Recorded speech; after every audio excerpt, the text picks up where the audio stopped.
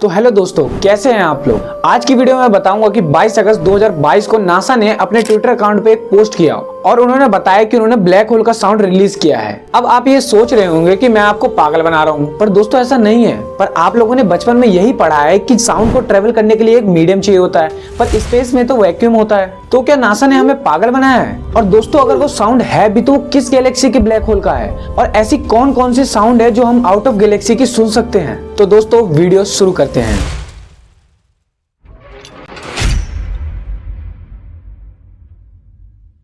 ये black hole हमारी पास की गैलेक्सी पर्सेस गैलेक्सी के सेंटर में मौजूद है। तो दोस्तों जब लोगों ने स्पेस में ब्लैक होल का साउंड सुना तो वो भी अचंभित हो गए कि ऐसा कैसे हो सकता है कि स्पेस में साउंड ट्रेवल कर रहा है, क्योंकि स्पेस तो खाली है। दोस्तों ये एक मिसकॉन्सेप्शन है, क्योंकि 4 साल पहले ही नासा ने अपने YouTube चैनल पर एक वीडियो रिलीज किया था और उसमें उन्होंने सूरज की साउंड को रिलीज किया था। लेकिन आपका कहना भी सही है कि स्पेस में वैक्यूम है।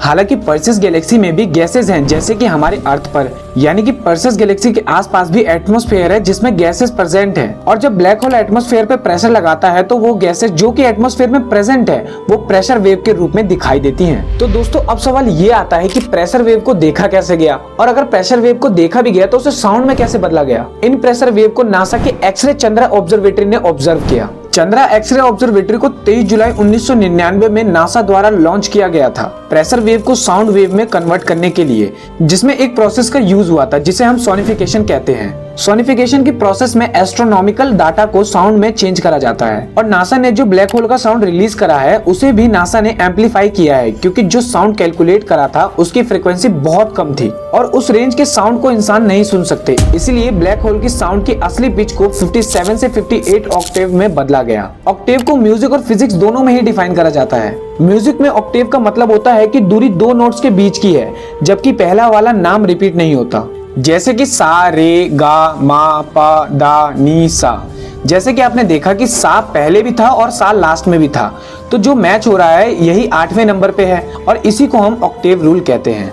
फिजिक्स में ऑक्टेव रूल का अर्थ होता है कि 2 नोट्स के बीच की दूरी जब तक दूसरे नोट की फ्रीक्वेंसी पहले वाले नोट से डबल नहीं होती। जैसे मान लिया जाए कि एक नोट A4 है, उसकी फ्रीक्वेंसी 440 है, और जब आप दोबारा A को ही रिपीट करोगे तो अब A5 की फ्रीक्वेंसी से डबल हो जाएगी, यानी 880, और अगर आप A3 की फ्रीक्वेंसी निकालोगे तो उसका हाफ हो जाएगा, यानी 220। माफ करिएगा ये थोड़ा कॉम्प्लेक्स हो गया।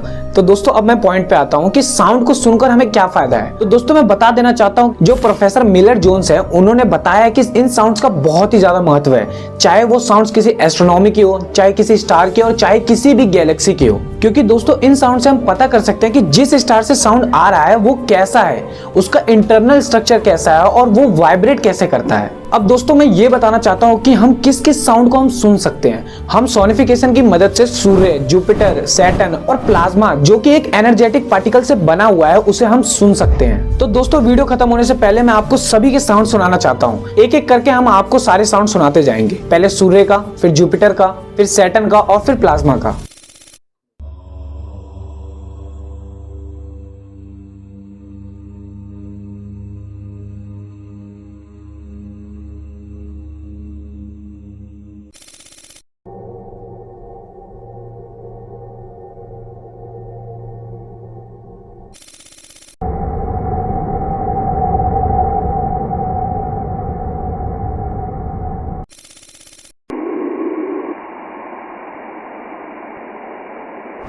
तो दोस्तों मिलते हैं अगली वीडियो में। तो दोस्तों ये साउंड सुनकर आपको कैसा लगा कमेंट करके जरूर बताएं, और अगर वीडियो अच्छी लगी हो तो लाइक करना ना भूलें, और अगर आप हमारे चैनल पे नए हैं तो सब्सक्राइब करना भी ना भूलें। और दोस्तों एक और बात, हमारे शॉर्ट्स के चैनल को भी सब्सक्राइब करना ना भूलें। धन्यवाद।